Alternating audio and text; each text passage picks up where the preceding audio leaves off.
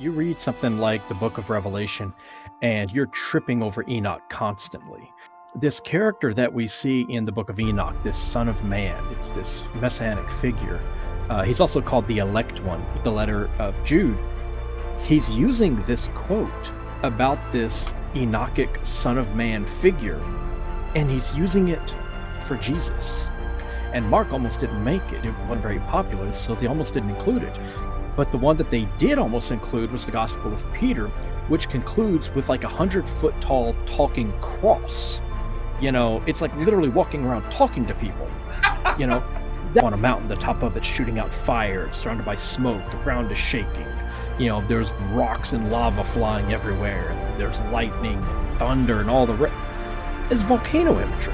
Die, and then they will be resurrected with the Son of Man. And that comes from Enoch 62:15. If you're looking at a different branch of Judaism, the ones that believed in this Enochic theology, it's obvious that these New Testament authors are familiar with this material that we find in Enoch.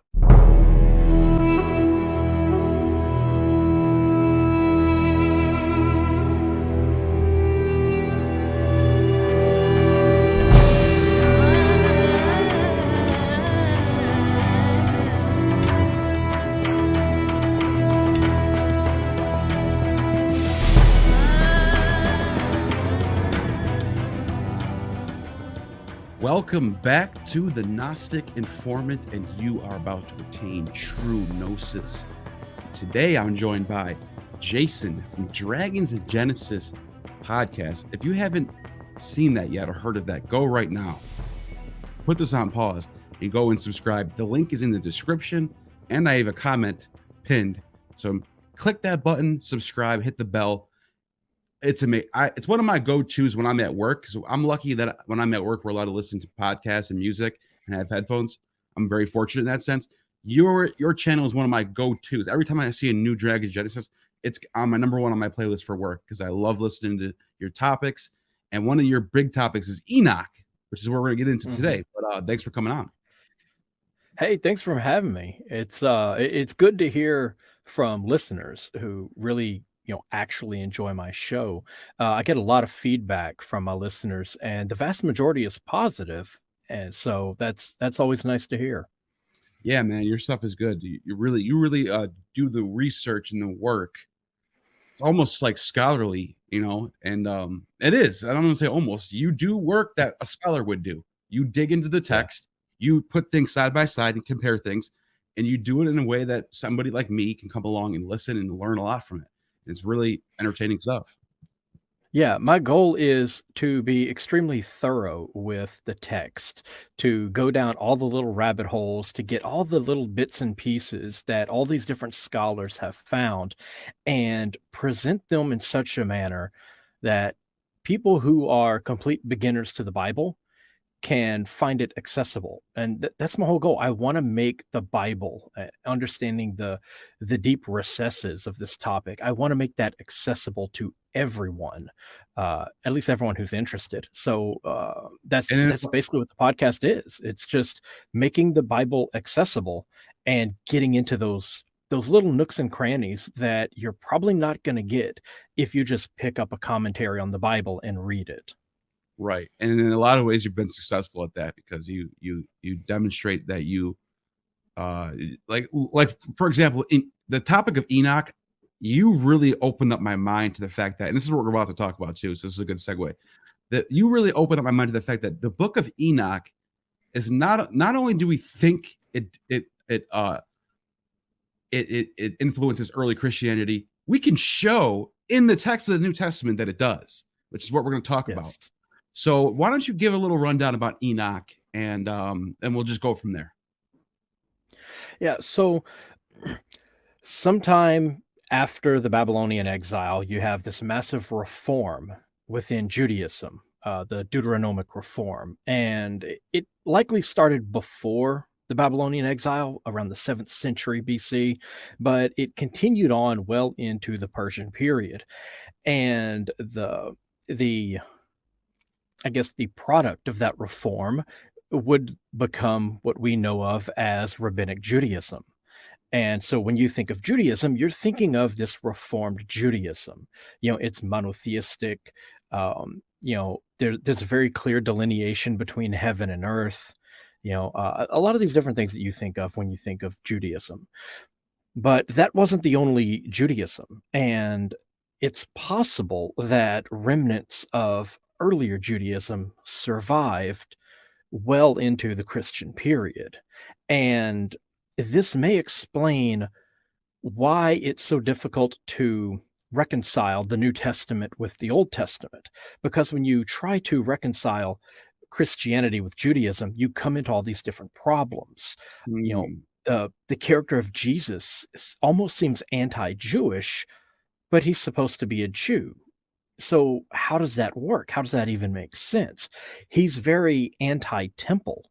He literally talks about destroying the temple and building a new one. That seems, antithetical to Old Testament Judaism. And the answer to that may be that Christianity did not evolve out of the particular sect of Judaism that was in control of the temple during the Second Temple period. It likely evolved out of other sects of Judaism, like the sects that inhabited the town of Qumran, which left us the Dead Sea Scrolls. So when we look at these other sects of Judaism, we find that some of them look very close to Christianity. And if we take a look at that and we say, okay, were these the founders of Christianity? Is this where Christianity came from? One of the things that we find that is common among many of these groups of Jews is that they have a book that the Second Temple Jews didn't use, and that's the Book of Enoch. Hmm. And when you look at some of these early Christian manuscripts, you find that Enoch was not only important to them, but it was one that they actually quoted and referenced extensively in their own writings. And so it looks like Enoch may have been far more important to the foundation of Christianity than any single book of the Old Testament was. Wow, yeah, you're right. And I just want to, instead of just say like you, that's perfect, makes perfect sense. But I want to show people an example right away. The biggest example we have. So you mentioned that it draws from Enoch in the New Testament. Paul does this, John does this, but Jude actually quotes word for word Yes, text. yes. So Enoch 1:9 says, "And behold, he comes with tens of thousands of his holy ones to execute judgment upon all and destroy all the ungodly, and to convict all flesh of all the works of ungodliness which they have ungodly committed, and of the hard things which ungodly sinners have spoken against." Now we jump to Jude, which is which one is it again? Jude 14 to 15. okay, yes, because there's only one book. Yeah. Okay, there you go. That's pretty Right. easy. Yeah. It's not long But enough to have chapters. yeah, so it says right here, Enoch of the seventh generation of Adam prophesies, quotes, this is literally what I just read. Behold, the Lord has come with countless holy ones to execute judgment on all and convict every one of the godless deeds that they have committed and the harsh words. The whole thing's there. So first thing Yeah. you say, my first question when I saw this was, okay, so where is this text coming from? And to my founding was this was a Ethiopic copy of the Bible. However, Mm. there's also Dead Sea Scrolls fragments in Hebrew of this text. So an apologist will say, well, this is a later Ethiopic Bible. This is not a Greek manuscript or anything like that. This is not a Hebrew manuscript. This is the Ethiopic church. They don't know anything. That's what they'll say. I've heard people say this before. And then, but Oh, it's yeah. like, well, wait a second. The Dead Sea Scrolls dates to the first century AD and sometimes even BC for some of them. Yeah. This text is in there, and not only that, there's 10 copies of the Enoch scroll. It's the second most out of any scroll next to Jubilee, Yeah. which shows you how Yeah. important this was. Yeah. Creating these documents was expensive. These things were typically done on things like lambskin. So you had to go and butcher, Oh, good a, point. a dozen lambs and then turn their hides, into something you could write on, and then go and write by hand these documents so that you could preserve them. If you had nearly a dozen copies of something, that was important to you, and it was certainly important to the Qumran sect, and it was important to other Jews as well, and it was obviously important to early Christians because they keep quoting it like Jude did in that example. And what's really interesting is that this character that we see in the book of Enoch, this son of man, it's this messianic figure. He's also called the elect one in some parts of Enoch. He pops up in here, and we have this quote from Enoch 1:9 about this messianic figure. And then we see later, a couple centuries later, in the letter of Jude, he's using this quote about this Enochic son of man figure, and he's using it for Jesus. Right. And so what we see is that, at least with some early Christians, this messianic figure that we see throughout the book of Enoch is being understood as Jesus, or they are taking text concerning this messianic figure and using that as either prophecy for or inspiration for the stories about Jesus. Yeah. And to add to what you just said, that's wonderfully put. There is a verse in Revelation 21. First of all, Revelation is filled with similar themes of what we see in Enoch's vision. Because Enoch, as everyone knows, Enoch goes to heaven, he doesn't die.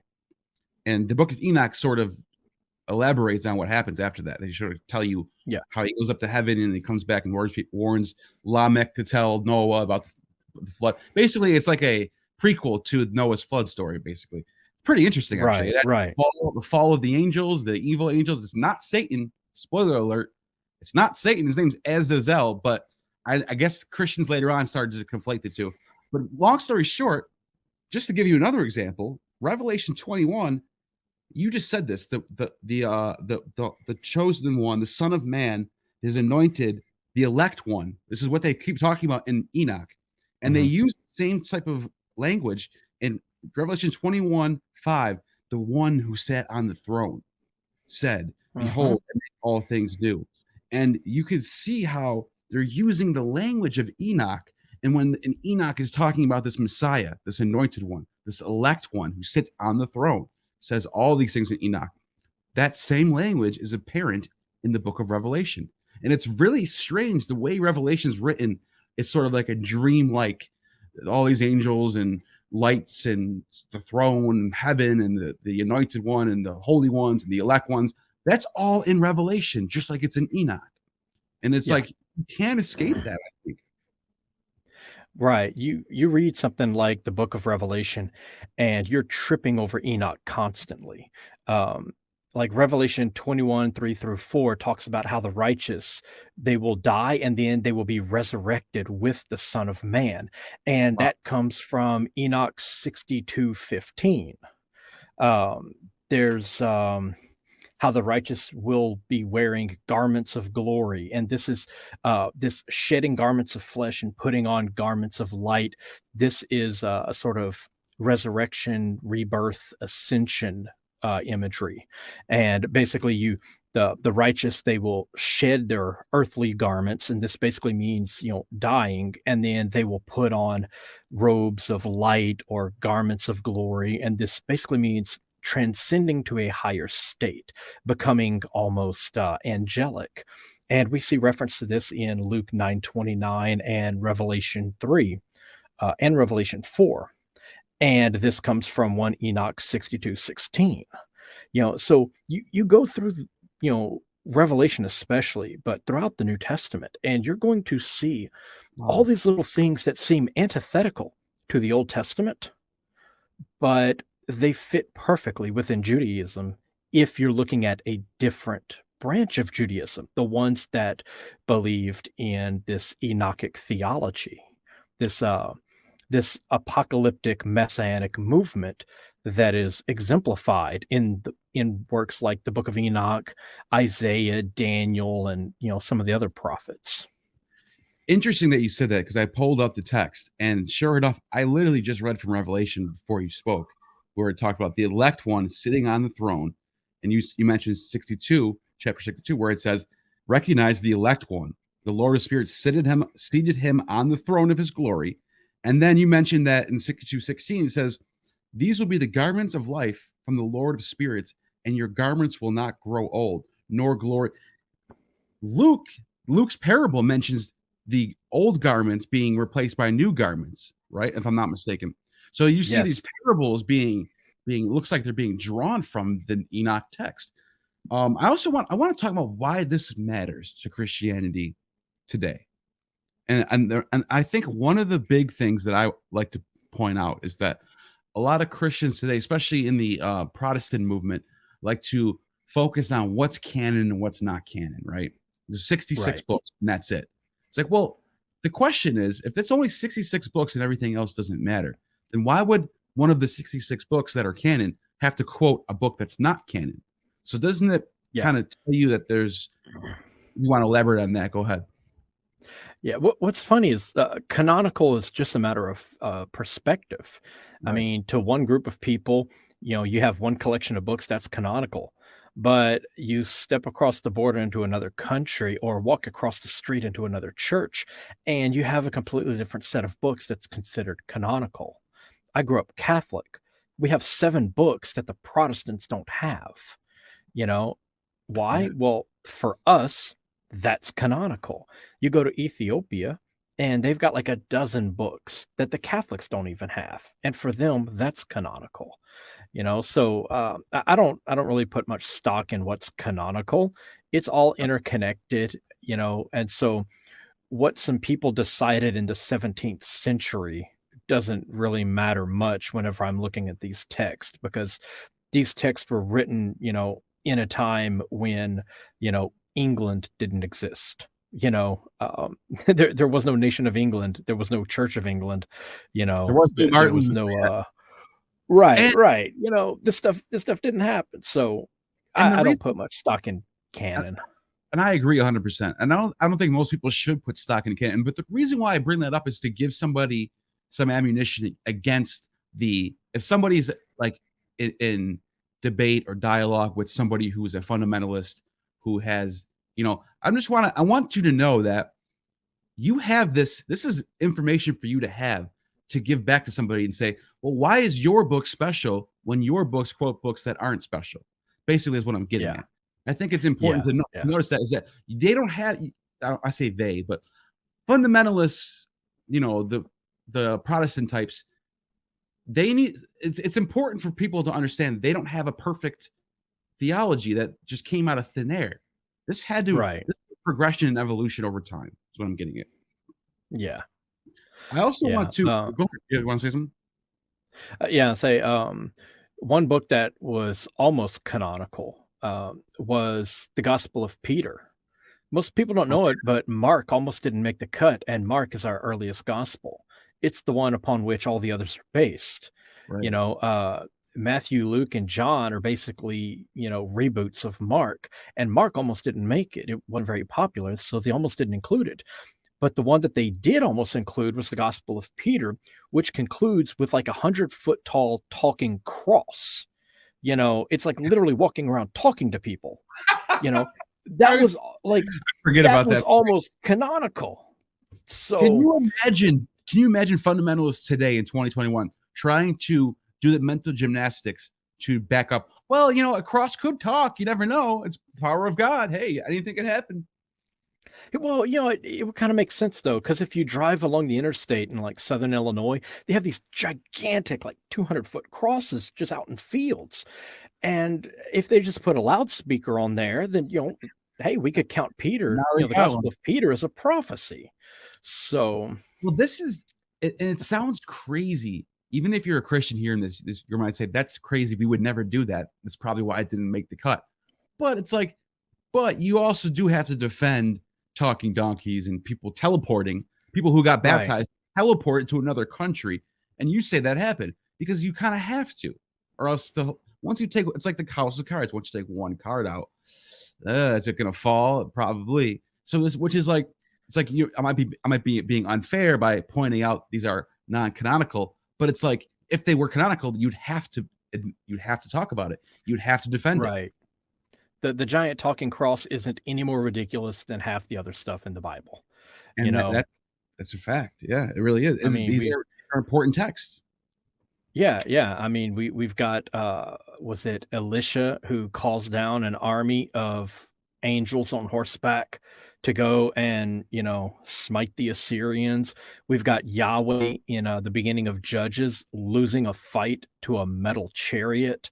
We've got some pretty crazy things in the Bible, and it's just accepted because it's in there. If the Because talking cross was in there, it it wouldn't be seen as any more ridiculous than Balaam's talking donkey. and what we It's would just it's not in there, so it can be viewed as ridiculous. and what we would see is now that we're in 2021, we would see centuries long of built up explanation of why it's there. Like people don't Right. realize like apologetics is built up information that people can go to and here's an argument from this apologist from 1952 and this is a good argument right here. We need to use that one. It's this is stuff that's been thought about, thought over, attacked, challenged, and then rethought about for a long time to the point where Mhm. now it seems like every question you have about the text has an answer. And that's just the Yeah. way it's going to be. Oh, yeah, people try to find, ways to rationalize the Nile turning to blood or a bunch of frogs or, hail that catches on fire and everything. They could try to come up with some sort of explanation for it or whatever, and, talking crosses would be no different. Yeah, I want to read a passage about the fallen angels. This is not in the Old Testament. In fact, the Old Testament that's canon, that's in the Torah, the only thing you hear about Enoch is Enoch was taken up to heaven. That's it. And it's like Yeah, they yeah, he was like the 7th generation from Adam.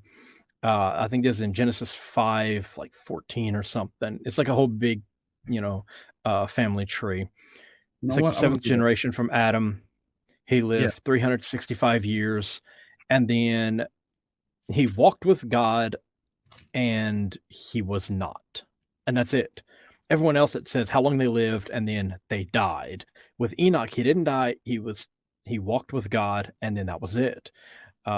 And we see the same thing with the prophet Elijah. Uh, he lives his life, and then when it's time to go, he gets taken up in a flaming chariot. So, or a whirlwind, or both, the same way that we have for Enoch.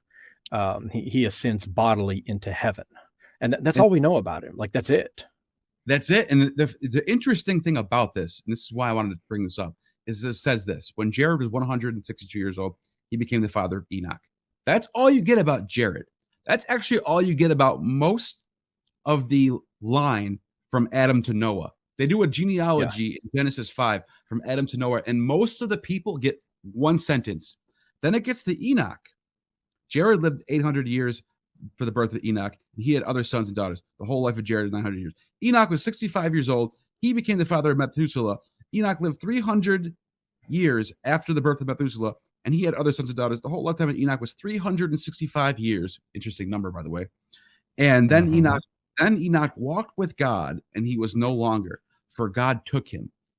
Doesn't elaborate what that means, but Yeah. there's the reason why I'm bringing this up is because somewhere whoever wrote this, whatever priestly class or whoever, I don't know, Deuteronomy, whatever. There's all these different sources, I guess. Yeah. Whoever wrote that is letting you know that this Enoch character is something different than the other one. There's something going on here. They don't elaborate, but they actually there's a little bit of additional information compared to the other Right. fathers. And it's like, so why is that? And then you enter the book of Enoch. So this is why we're having this conversation, is what makes Enoch so important. And I don't know if you want to touch on that before I go on to the next thing I was going to say. Yeah. So there's something very interesting going on there. You know, like the prophet Elijah, Enoch is connected with the sun. You see this throughout the book of Enoch, and you see it right there in Genesis 5 with Enoch's age, 365 years. This to represent the 365 days in a solar calendar. If you're using a lunar calendar, then you end up with like 355 days, and once every few years, you have to add another month into your calendar, or you have to add 10 days to the end of your year to sort of, reconcile it. Otherwise, your calendar is going to get off, by 10 days every single year. And there's a huge section in the Book of Enoch all about the solar calendar and why it's important. So that little detail in there, Enoch's age, that's actually important because Enoch was probably originally like a sun god, and then he kind of got demoted to being a sort of solar prophet, the same way that Elijah was. Just how Elisha was connected with the moon. This is more profound than actually what I think you actually are getting at, or you know this, but how people are understanding what you're saying right now. Because the reason why I'm saying this right now, and the reason why it's more profound than people actually think, is because the Jews did not use a solar calendar. The Egyptians did. Right. The Jews had a lunar calendar based on the Babylonian calendar. The Egyptians had the only solar calendar, I think, in the world. I'm not found, maybe somewhere in the Eastern, in Asia somewhere, they could have been a solar calendar. Maybe the Chinese. I'm not Mm. sure. But I know in the West, from Persia over to England, basically, there was no solar calendar except for in Egypt. In fact, the Julian calendar that we have, that's basically still in use today. This is how this calendar was well done by Right. the time of Julius Caesar, by the way, interestingly enough. He adopted his calendar from the Egyptians. They had a Mhm. 365-day calendar. All Julius Caesar did was move some days around because February was an unlucky month. So then they only got 28 days, and they divided up the seven. There was like 7 extra days. They gave some months 31 days. So they took a 30-day calendar, 365 days with an extra 5 days, and they took 2 days off of February, gives you 7 days, and then they divided up this 31 days, basically. Long story short, there's a whole story behind that too. It's actually called the shortest day, or it's actually called the longest day of the year. It's like 50, 45, somewhere around there BC, where the year was actually like a year and a half because they fixed the Yeah, calendar. they had to add like over 100 days to the calendar for that year to basically get everything to sync up properly. Right, which is Yeah. mind blowing that the people in that year Yeah. lived that much longer during that year. Now, it doesn't mean they actually Yeah. lived longer in that year. It just means that year exists on our calendar right now as a longer year. Like it just Yeah. does. That makes sense to Yeah. everybody. It's Um, basically like the worst case of daylight saving time ever. that's a good one. So why am I Yeah, saying? yeah.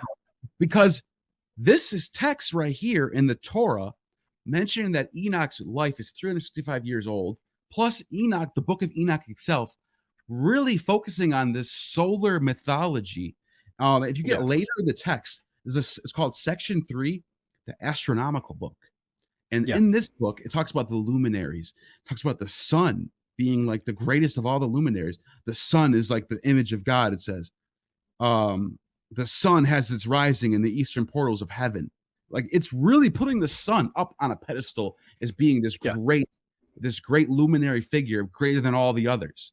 So and so this brings me to the next point, is that I think it's interesting that the book of Enoch only survives in the Coptic church, which Mhm. happens to be in Egypt, the place where Yeah. the place where the solar calendar was started. So it had to be Mhm. important to them for this reason, in my opinion. What do you think about that?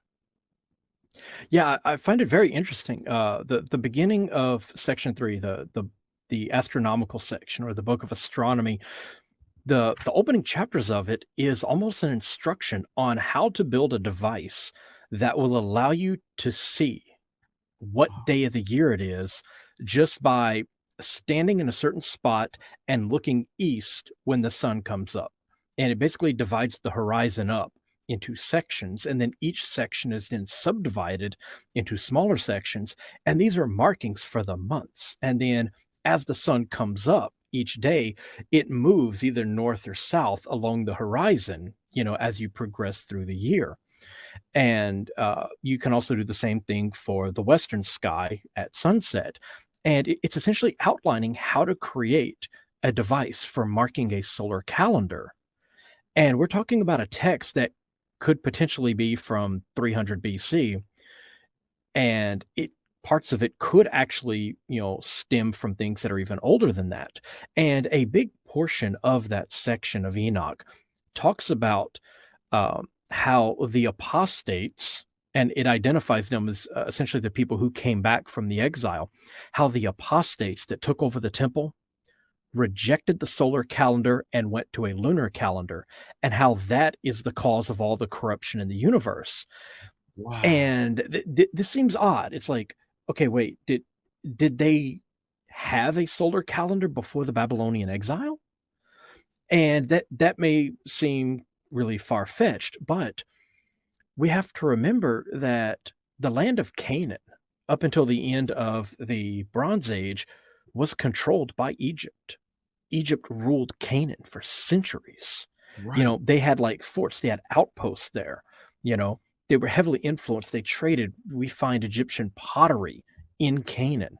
So there was extensive Egyptian Look, influence. And we I just have want to real Greeks quick. who said, oh, go ahead. I just want to add something to what you're saying. This is amazing, and I want you to continue. But to double up on what you just said, Herodotus. Everyone who knows history knows Herodotus. He's like the father of history, basically. You go to him for ancient stuff on the ancient world. He talks about the Canaan as just being part of Egypt. So Yeah. to Herodotus, Canaan is Egypt. That's why I throw that in there. Go Yeah. ahead. Right. It's funny that you mentioned the ancient Greeks. Some of the ancient Greek authors prior to the Babylonian exile said that the Jews, that the people who lived in Canaan, in Judah, in Israel, they said that they were accomplished astronomers. You would Test. not get that impression by reading the Old Testament. They don't care about astronomy. That's like a taboo. You don't mess with it. And the Greeks, before this time, they're like, oh, yeah, the Jews, they are accomplished astronomers. Well, if you read something like the Book of Enoch, you'd say, oh, some of them were. Right. And I think that they were using that Egyptian solar calendar Well, prior to the exiles coming back and bringing the Babylonian lunar calendar. And I think that's actually at the root of this conflict between the Second Temple Jews and those that preserved books like the Book of Enoch. yeah, this is from 1854. Okay, but this is a good source to have because this is an old Egyptologist, brilliant scholar from centuries ago, basically. But he talks about. I just flipped right to the page by chance. That's crazy. Probably because I've been on this page a million times. It's my thumb that just kind of, you know what I mean. This is a Yahweh layout. guided you. Yeah, Yahweh. This is the layout of the Temple of Heliopolis. And this scholar, Adolf Ehrman, thinks that the people in Heliopolis have a connection to the people in Jerusalem, the way their temples were built. He doesn't know that he's not saying that they're all Jews or anything, but he's saying that it's quite, I think he connects the Hyksos to them in some way. Mhm. Not really sure. That's a whole nother topic. But he mentions that the Temple of Heliopolis is really similar to the temple in Jerusalem, the way it's laid out, the way the sections of the temple are. They have a holy of Yeah. holies, exactly the same holy of holies. Ye- Same. I'm not sure if it's exactly the same, but it looks like it's the same dimensions. It has the holy of holies in the middle in this little square area that only the priests in Heliopolis can go to. The name Heliopolis Mhm. is the Sun City. So Right. clearly, these people had a solar. And now I know I'm jumping into some. Yeah. I'm trying to thread it all Well, together, these but I think it's interesting to point it out. Yeah, well, these ancient temples, in Egypt, in Jerusalem, all over the place. If you notice, like when you read the descriptions of how it's supposed to be set up, like they talk about it in Exodus, they talk about it in Kings. Every place that you find a description of the temple, they talk about the dimensions, the layout, where everything is facing, and everything else. And what you find, whether it's in Egypt or Jerusalem or anywhere, there's a good chance that your temples are going to have a door that's facing either east or west, so that when you're inside the temple, you can watch the sun either rise or set. And the Jerusalem temple was no different. It was arranged, I think, to face west, but I'm not positive. It faced the horizon, either the east or west, so that sunlight could come in at either dawn or dusk and reach all the way to the back where the Holy of Holies was. And Wow. that was kind of the point. They talk about these rituals and things, and these things were very solar oriented. And I believe it's in Ezekiel. They actually talk about how there were people in Jerusalem worshiping the sun. Wow. And so it's like we have to remember that you know these religions, they weren't anything new. Like, nobody met Moses up on a mountain and gave him a new religion. That never happened. Okay, these are stories where um, they're trying to come up with a new origin story for their beliefs, and they're trying to pretend that they aren't an ancient sun cult like all of these people were. They're trying to pretend that they don't worship nature.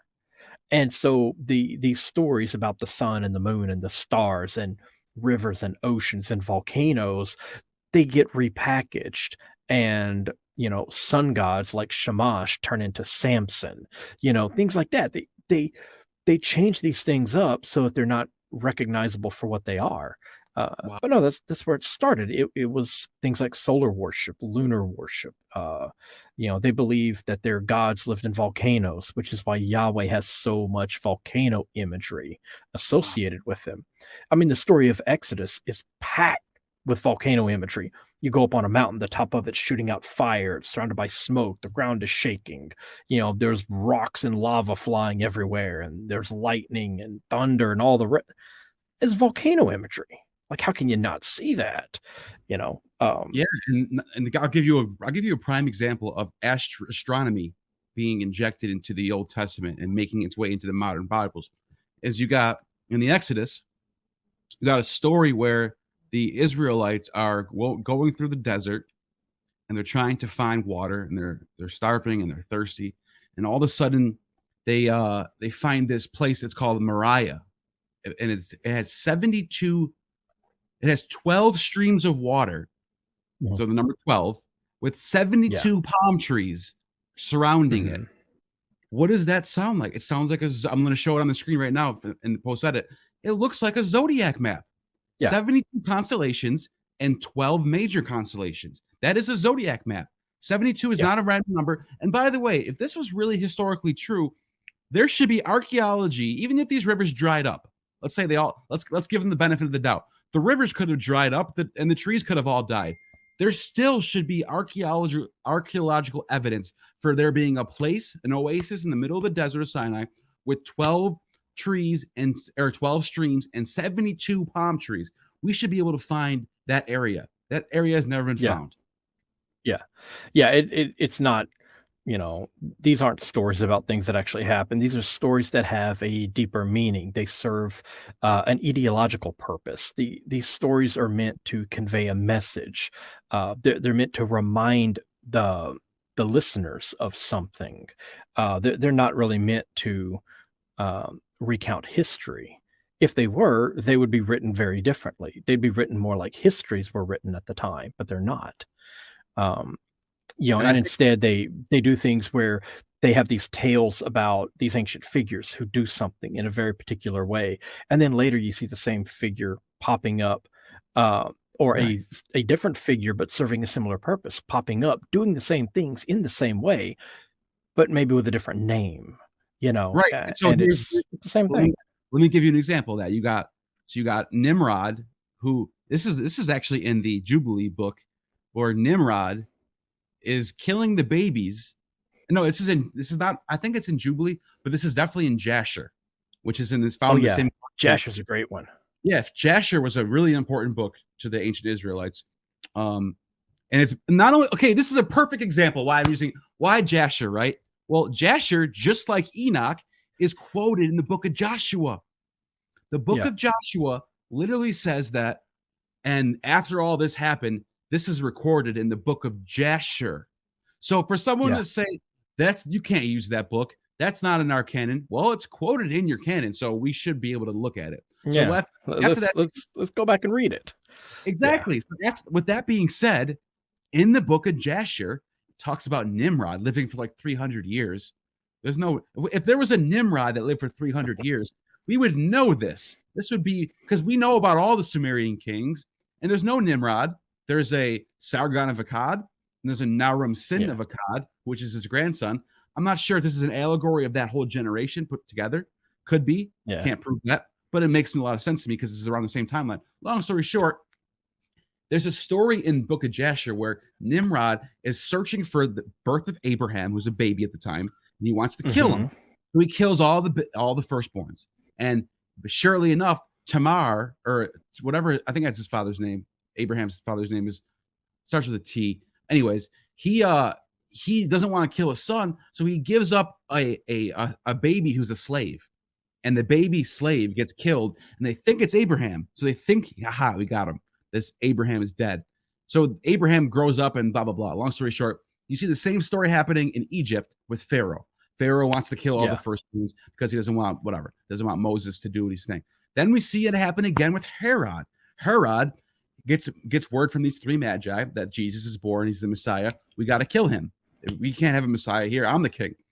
But it's interestingly enough is that not only is this motif being shared, it poses the question: if this Jesus birth is so important that Herod knows about it, how come we don't have any other text about some Jesus character until 40 years after his life? Yeah. And people say, well, he wasn't that important. They didn't know who he was yet. Well, Herod knows who he was. Herod was trying to kill him for the fact that he sent out soldiers to go kill every baby. So that should be like, oh, who is this Jesus guy? Everyone should know that name by now.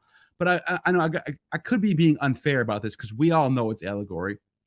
I'm talking to fundamentalists at this point, which probably aren't really watching me, but and the reason why I bring all that up is because to add to what you're saying is like you have these motifs that mean something, that carry weight in these theology, and it's very present and very apparent when you actually put the lines, when you take the book of Jasher and put it up to this book, and you take the book of Enoch and put it up to this book, all of a sudden you're like, wow, this is making sense. There's a progression here. Yeah.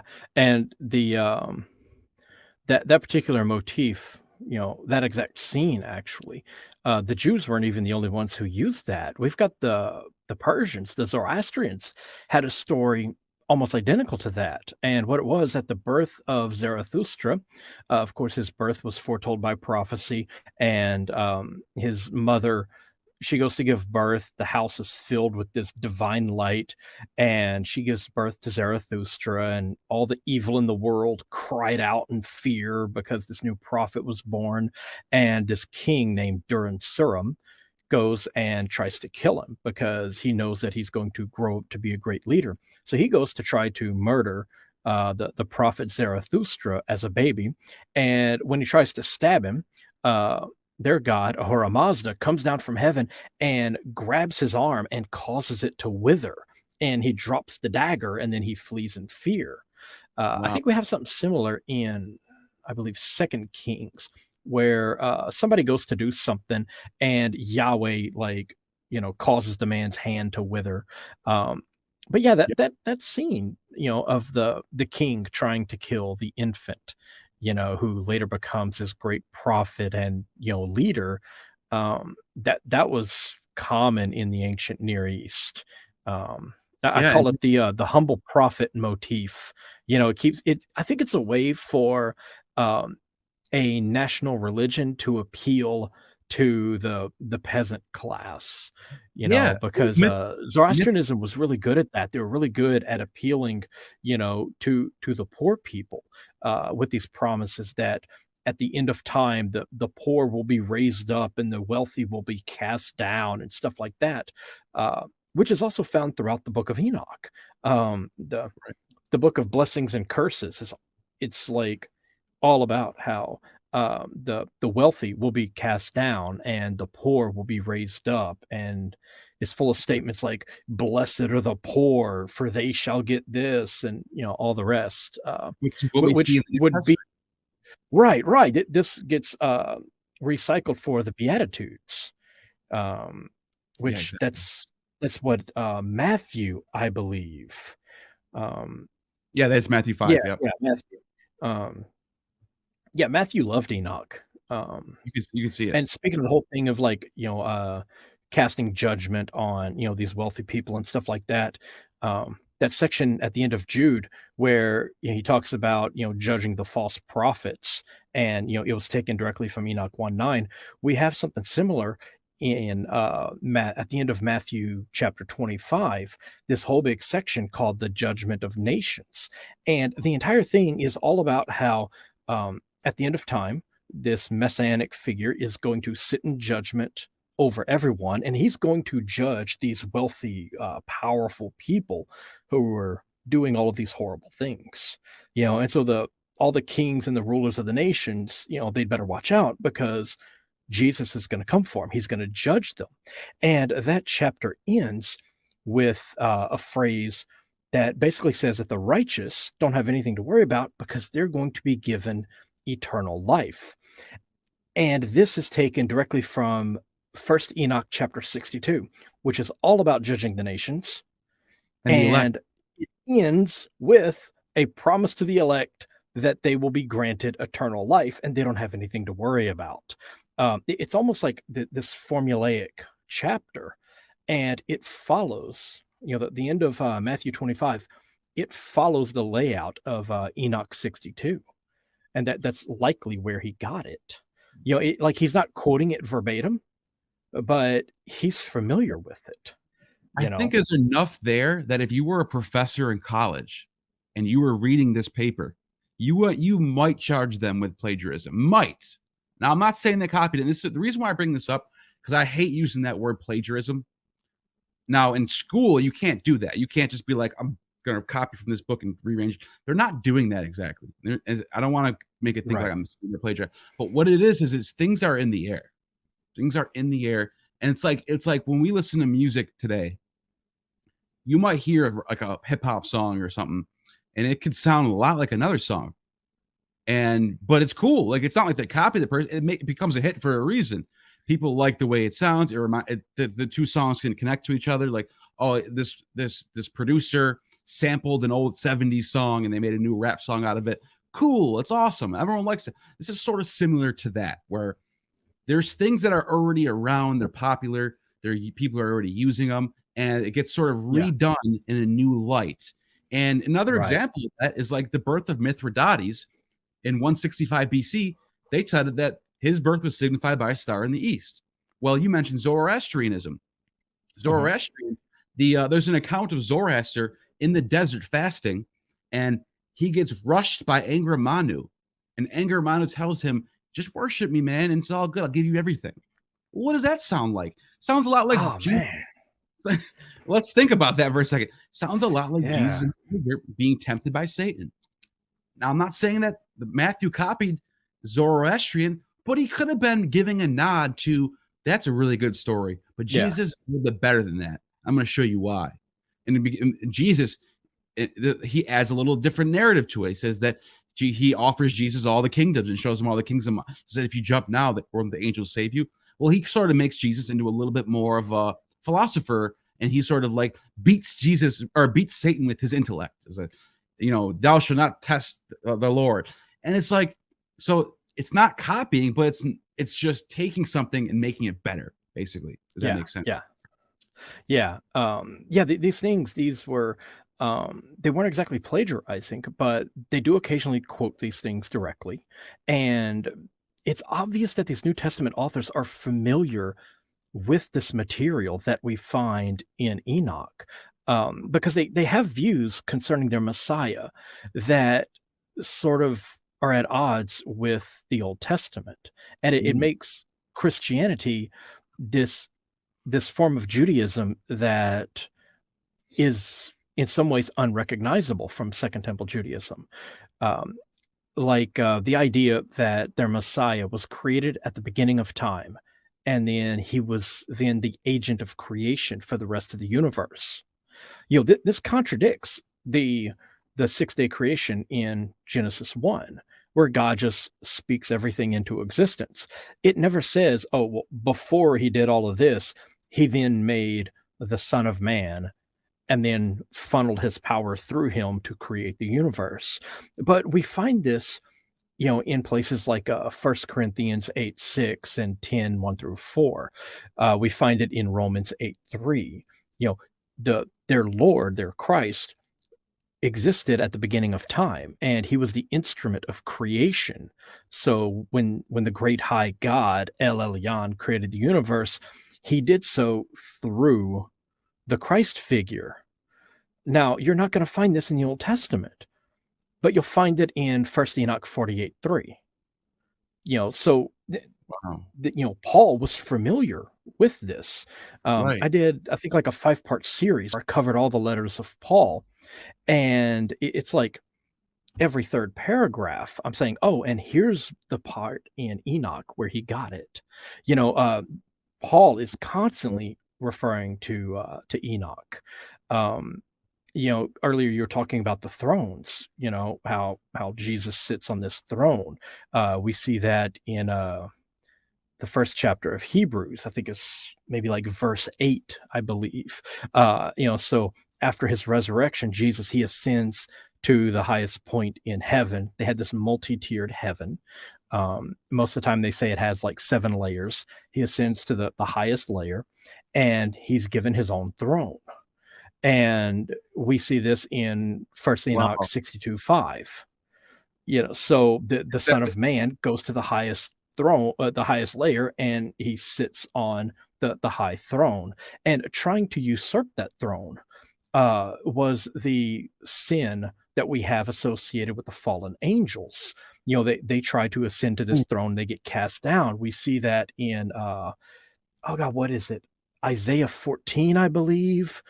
We see it in a few other places. This is what They, I they want. call him the morning star, trying to usurp the the God's high throne, and that's the sin of pride. But their Son of Man, their Christ figure, humbling himself and descending to suffer, he is then awarded the highest throne, for basically debasing himself.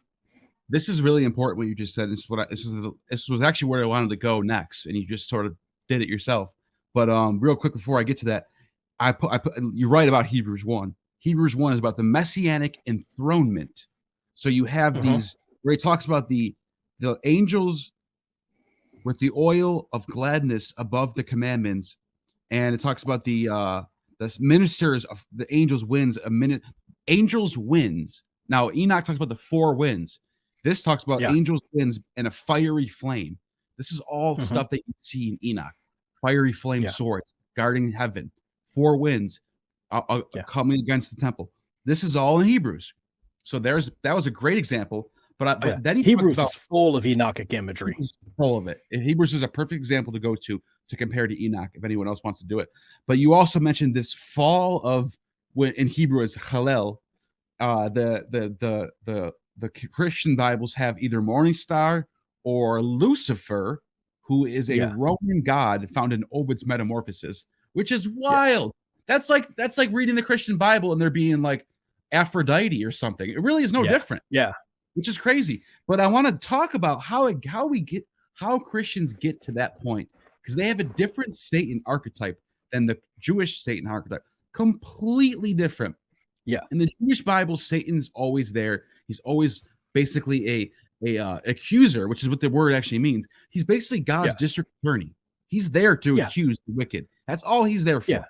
He's not really this anti-God figure that you see in Christianity. And the reason why I think we get there is because of Enoch. And I'm going to read Oh, something yeah. real quick.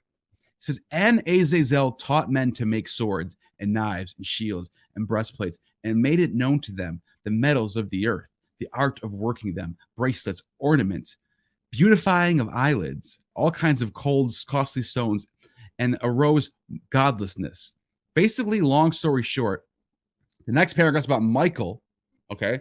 Michael is the angel chosen by Daniel and John for Revelation as the one who fights against Satan. Not in Daniel, but in Revelation, he fights against Satan. And Daniel, he just rises up as a great prince and to win against this big war at the end of days. In Revelation, he actually is fighting against Satan. Now, the reason why I bring this up is because in Enoch is where you actually get a narrative about the fall of Azazel, they call him. It's not Satan.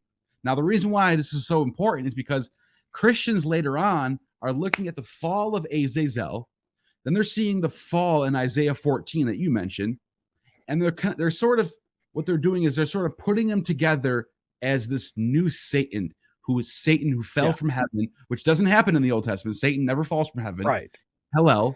It's not Lucifer either. Lucifer is in Roman mythology. But what Christians are doing, and what the later church is doing, is they're saying, well, this could be the archetype of our, and I think Gnosticism has a little bit to play in here, because I think Marcion's theology influences the church in a little bit, not fully. But Christians are not Gnostics, I get that, but I think Marcion had some influence in the fact that Satan becomes the archetype for evil. So what they're doing is they're taking a thread and they're tying the thread in between all these little holes and making Azazel, the fallen angel, Lucifer, fallen from Isaiah, which is the way they translated it, because it means light bearer. Right. And then Satan being the arc of all evil. And they're tying it all into one character. What do you think about that? Yeah. I mean, they really grab a bunch of these different figures, like Ahriman the Opposer from Zoroastrianism, which huge influence on Judaism. And that one, I think that's why the name Satan gets in there, is because you have Ahriman the Opposer, who is this great cosmic evil. When you think about Satan, you're really thinking about Ahriman. You know, he's nearly as powerful as Ahura Mazda. He's responsible for all the wickedness and corruption. You know, he's locked in this cosmic battle with the great high god, and, you know, everyone is, you know, involved in this conflict. You're either on the side of good or on the side of evil. And linguistically, that's where Satan comes in, because Ahriman the Opposer, if you bring that into Judaism, into Hebrew, you have Ahriman ha-Satan, because Satan just means opposer. If you look at the Old Testament, like the story of Balaam or the story of Job, a Satan, it's not a specific person, it's not a name, it's a job title. It's an angel who works for Yahweh. They're Yahweh's employees, and they like stand guard.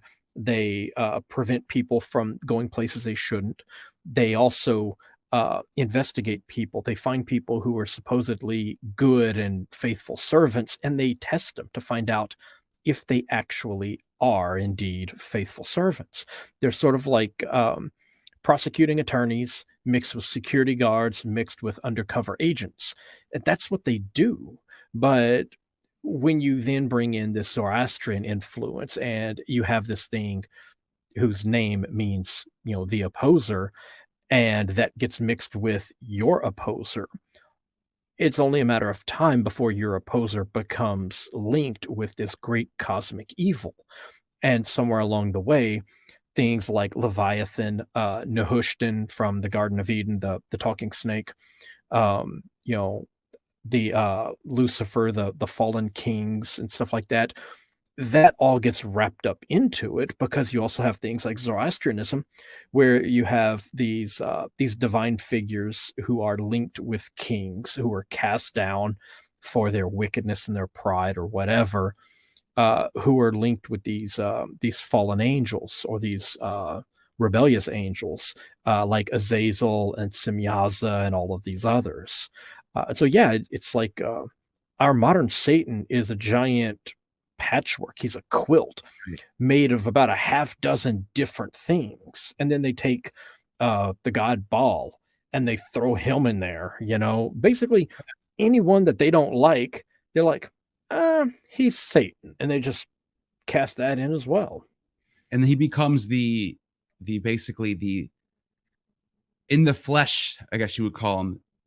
He basically, they make him the opposite of Jesus. He's the living body of evil, and they take all things that are evil, and then they even reference things like powers and principalities, the archons of this age. This is all Satan. Now all of a sudden Satan's in charge of this stuff. Now all of a sudden there's references in even in Jude, actually. This is actually from Jude, where it talks about don't let Satan have. I think it's Jude. I could be wrong. Where there's a verse where in one of the epistles that Paul or whoever, Jude or whoever's writing to, where he says, don't let Satan get your soul, as if Yeah. Satan has like, as Satan becomes Hades. Yeah. That's Greek mythology. Only in Greek Yeah. mythology, and I think in Hindu mythology too, is there an underworld with a god who can have your soul. That's not in Mhm. Judaism. Only Right. Yahweh Judaism controls souls. In Yeah.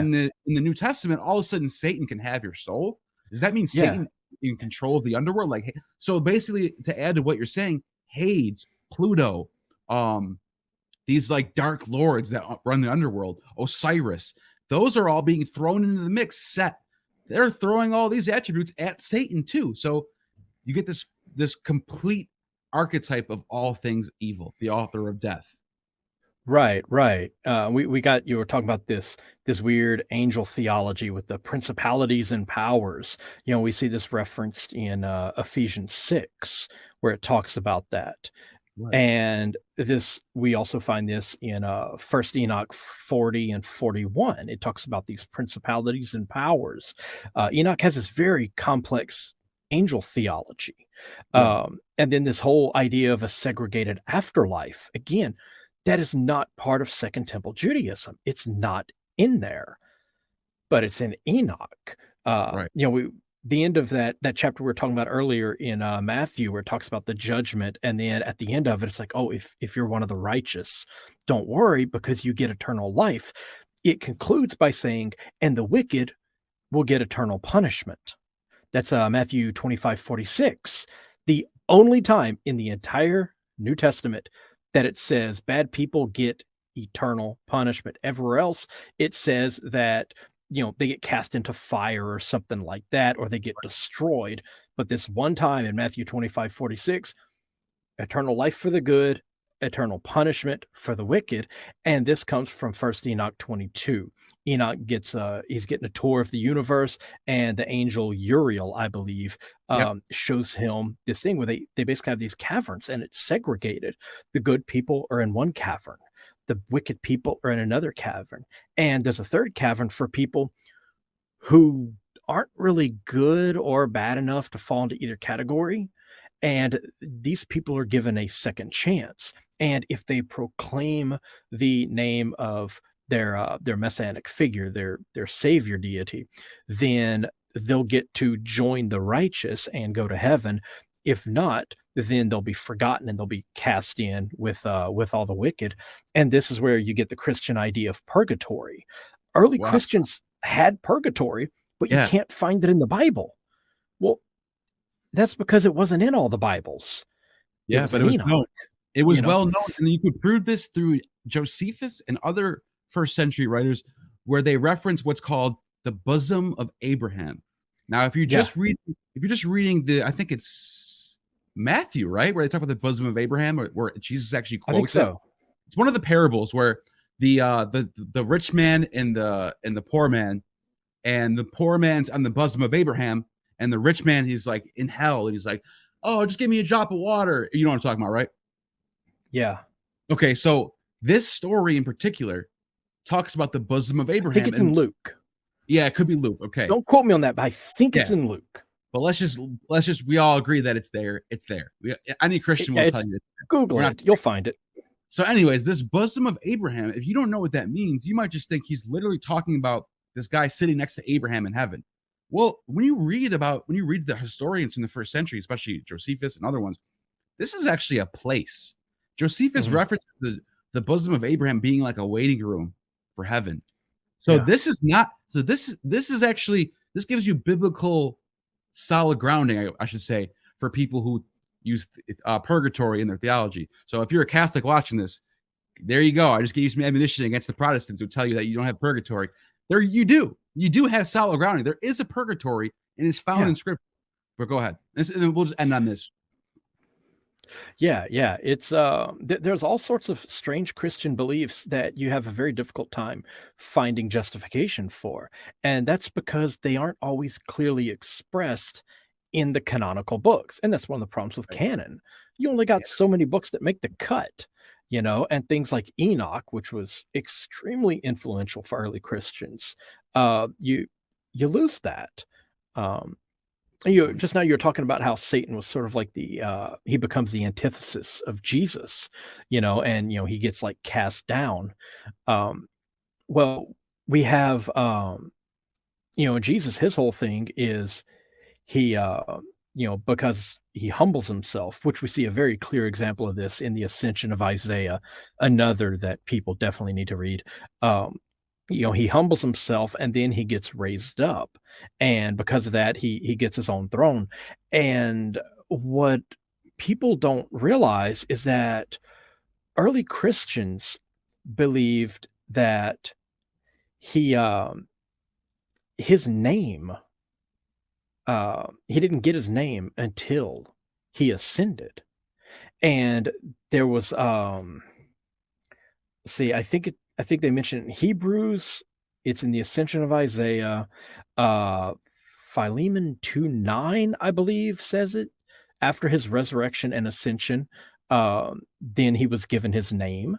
So he was basically this figure that was hidden, and that actually says that Jesus, that after he was created at the beginning of time, that he was kept hidden. That's in Acts 3:19, I believe. Actually, hang on, I can find it. Jesus, who must remain in heaven until the time of universal restoration, that God announced long ago through his holy prophets. Basically, Jesus gets created at the beginning of time, and then he's sort of kept hidden, and nobody knows about him. And this is so he can complete this secret mission of getting himself crucified.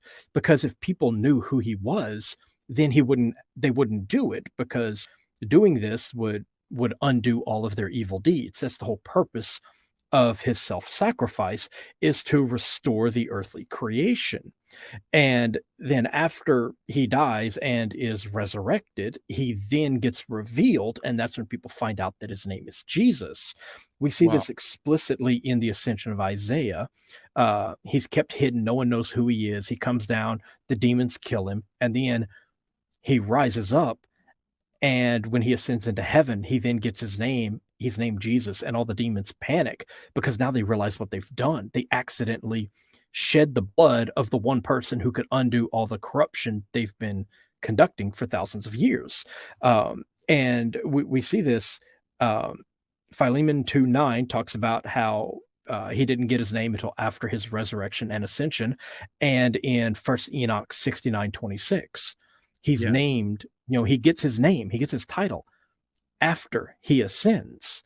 Um, and like I said, Acts 3:19 talks about how he was kept hidden, and we also get this in First Enoch 48:6. So the Son of Man in Enoch, this elect one, is the same figure that Christians are talking about. This is their belief. It's not a new figure that they learned about in the first century. Right. This is old theology that goes back centuries before Paul Yeah. was born. And I think it goes outside of Judaism too. And here's Oh yeah. why I want to say that. I think the Roman imperial cult might have influenced this a little bit. And this is going to sound like conspiracy, but actually, Dr. Dennis McDonald agrees with me to an extent on what I'm about to say.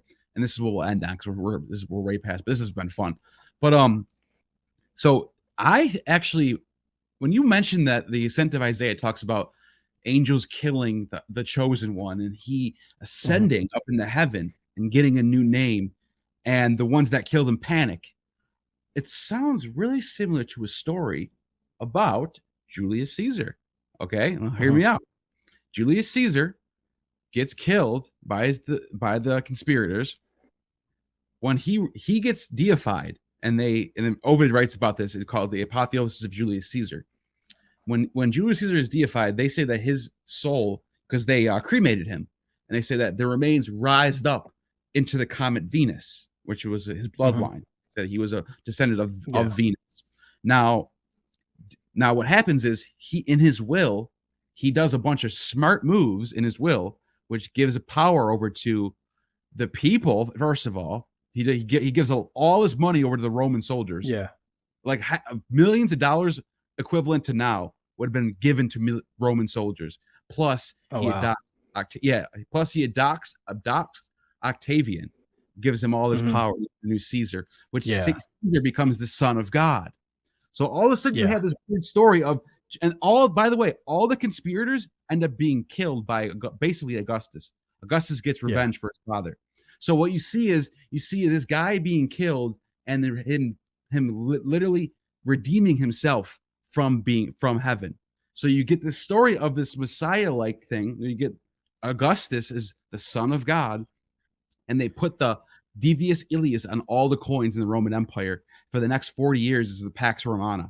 And it's Mhm. interestingly enough, and the reason why I'm not saying they took the story, and I'm not saying they're worshiping Julius Caesar, or I'm not saying they even think Julius Caesar is the Messiah, but I think it's quite possible that these themes are in the air when they're thinking of what a Messiah would Yeah. be like.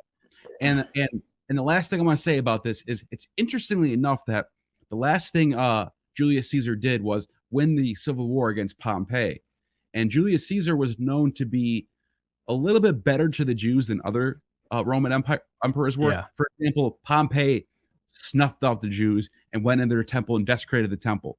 So when he Yeah. kills Pompey and defeats Pompey, the Jews are probably looking at that like, oh, they killed the guy that desecrated our temple. He redeemed us. Mhm. Augustus was known for being very generous to the Jews and letting them worship however they want to worship. So now you got Yeah. father, son, pro-Jewish, and now you got these Jews who are thinking of what a Messiah is like, and they're Yeah. thinking, well, the guy, he must have been like the Messiah. He's like a new Cyrus, pretty much. So when the idea of Messiah is coming about in the first century BC to AD, and this is all my own thoughts, I'm not getting this from anybody else, but this to me, this kind of makes sense that this would influence early Christian writers who are writing about what a Messiah would do. He would die Yeah. for our sins. He would die for this. He would redeem himself from his Judas would be immediately killed after all this. Like, all those things could be in play. Is Yeah. basically but what do you think about? Yeah, what do you think about that? Yeah, that's really fascinating. And we also have another one that pops up. And this one is also mentioned in the Book of Enoch in a fascinating section called the Animal Apocalypse that retells the entire history of the world, but all the characters are replaced with animals. It's really bizarre. And there's this one section that Christians, ever since Enoch was discovered, have been saying is a prophecy concerning Jesus. And it talks about how the temple was corrupt, and there were like these foreigners who had invaded and they controlled everything. And this one man rose up and he led the people. Uh, he purified the temple, established a new high priest. He cleansed everything. He was betrayed, and he was betrayed by his own people, by Jews, and he was basically killed. He was martyred, and then after this, there's this prophecy that he will one day come again at a future time. Only it'll be bigger and better, and this time he will have a permanent restoration of the temple. He won't just tear down and rebuild something, to the small degree that he did at this point. He'll do it even bigger, and he will establish this whole new kingdom, and everything will all be set right. And this is repeatedly used as a prophecy concerning Jesus, and it's actually used in Enoch as a prophecy concerning the coming of the Son of Man.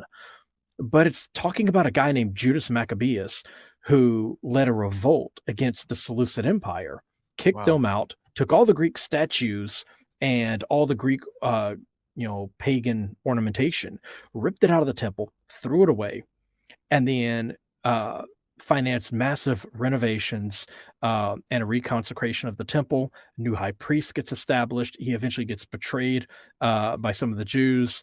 He loses some battles. He dies.